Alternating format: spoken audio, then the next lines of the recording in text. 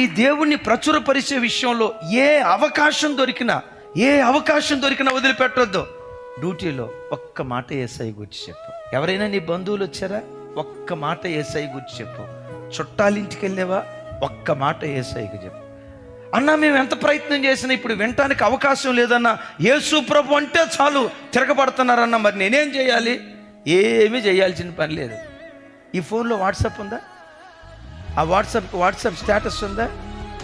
రోజుకు ఒక వాక్యం పోస్ట్ చేయి. యేసుక్రీస్తు నిజదేవుడు పోస్ట్ చేయి. యేసుక్రీస్తు అందరికీ ప్రభు అయి ఉన్నాడు పోస్ట్ చేయి. ప్రయాసపడి భారం మోయిచున్న పోస్ట్ చేయి.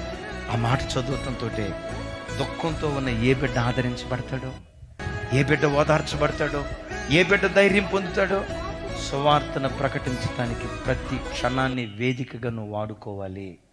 సువార్తను ప్రకటించు. అద్భుతం.